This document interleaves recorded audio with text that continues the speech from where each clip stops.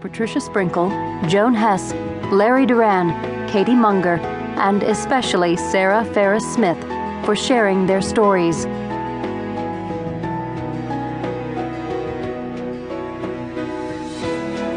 Chapter 1. What shall we say of lawyers? Cicero. Wednesday morning, and we were nearing the end of jury selection for a civil case when the rear door of my courtroom opened and several people entered. In the quietness of the courtroom, as they took seats in an empty bench to the left of the jury pool, I heard a faint squeaking sound, but I couldn't determine its source. The latecomers ranged in age from late teens to a wizened old man in a wheelchair.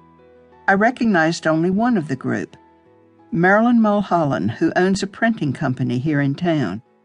She had printed up my business cards back when I was still in private practice, and although semi-retired now, she had personally overseen our wedding invitations when Dwight and I married Christmas before last. Taking the seat beside her was an unfamiliar young woman. She was slender and wore trendy turquoise blue leggings, an off-the-shoulder purple jersey, and matching purple hair. Then I did a double take. Young woman? Like hell. Her slender figure and push-up bra may have fooled me momentarily, but the face beneath the purple hair would have looked at least 20 years older than mine, except that I knew for a fact she'd had a second facelift last year. The purple hair was new, though, and must be a wig because her own hair had never come back in properly after the chemo. Sally Crenshaw, my cousin, the 62-year-old daughter of my daddy's sister Rachel. Now, what had brought her to my courtroom this morning?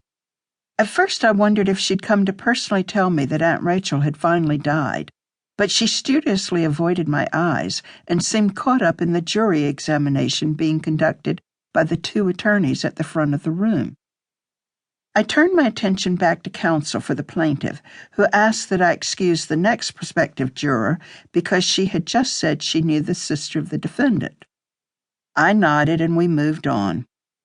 This was our second day of voir dire, a tedious, time-consuming process. Some people are eager to serve, usually for the wrong reasons, but most would rather not spend the time listening to legal jousting when they had planned to spend the week doing other, more interesting things.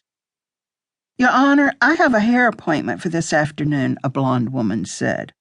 Color? I asked, noticing a thin line of dark roots at the hairline of her forehead. Just shampoo and cut, she said brightly. I denied her request. Color appointments aren't all that easy to get, but there was no reason she couldn't reschedule a simple cut.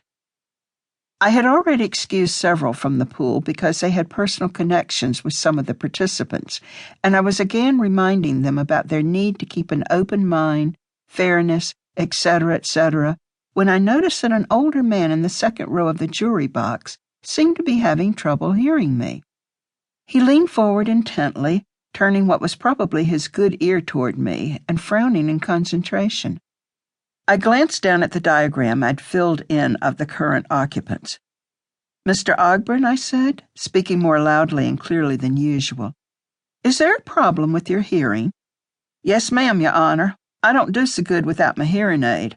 He held up a small flesh-colored device. Is your battery dead? No, ma'am, but there was a sign outside that said to turn off all electronic devices. I tried not to laugh. That doesn't apply to hearing aids, I told him. And when he had put it back in his ear, I let the two attorneys have their turn. Thankfully, the last two jurors were acceptable to both sides. Today's case was a civil action, Bruce Connolly versus Dottie Connolly Moorfield, a middle-aged brother suing his middle-aged sister over their late mother's possessions. The woman had died without a will, so the clerk of the court had appointed Mrs. Moorfield the administratrix for the estate. Well before her death, the mother had given Mrs. Moorfield her power of attorney, and that was good enough for our clerk. After receiving her account of all the assets, he had split everything equally between Mr. Connolly and his three sisters, everything being her bank account and whatever possessions were in her house at the time of death. Mr. Connolly's suit alleged that the sisters had removed certain valuable